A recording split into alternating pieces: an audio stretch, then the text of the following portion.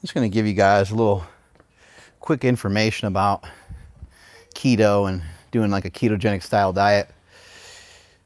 On one end, we have fasting, and on another end, we have keto. And I think they intertwine and they intermix quite a bit. So the longer that you stay in a fast, the more likely you are to produce ketones.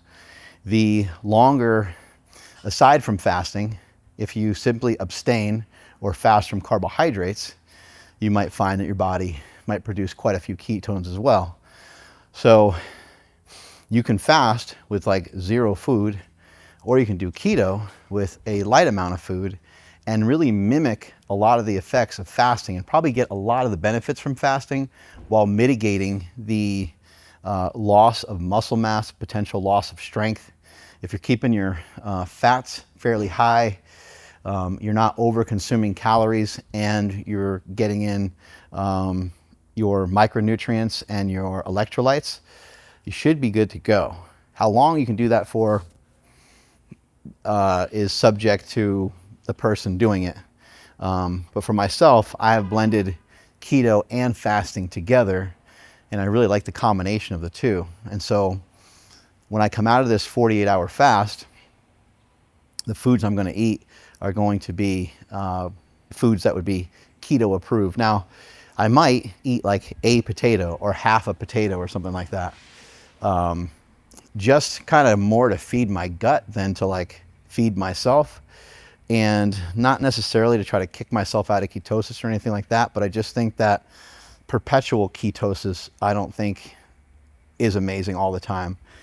And the flavor of a potato can really enhance the flavor of the meats and the different things that I'm probably going to eat when I come off the fast. So that's something that I sometimes consider. And then when I say that, people are like, oh, that's not keto.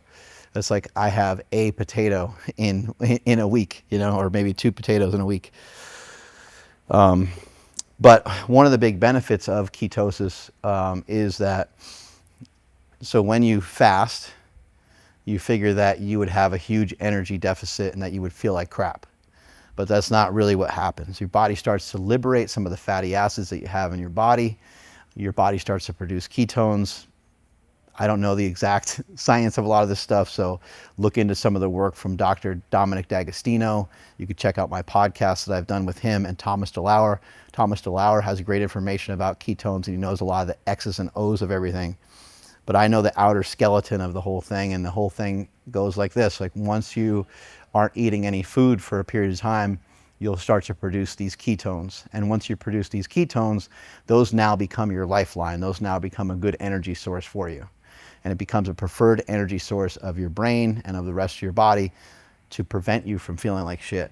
If you're fasting or doing a keto diet and still feeling like shit, a lot of times that has to do with your salt, your sodium. So you might want to look there. You might want to purchase a hydration product of some type, or you might just want to simply add some salt to your foods when you're back to eating, or even while you're fasting, you might want to add some salt to whatever it is that you may have when you're fasting, your water, your tea, your coffee, those types of things. Because when you don't eat, you tend to really flush out a lot. You'll flush out all the stuff that your body doesn't need, and you'll flush out like a lot of water. Remember, carbohydrates, and then also, you know, the carbs, those carbs help hydrate us. And then in addition to that, you also have those other foods help you to kind of hold on to nutrients as well.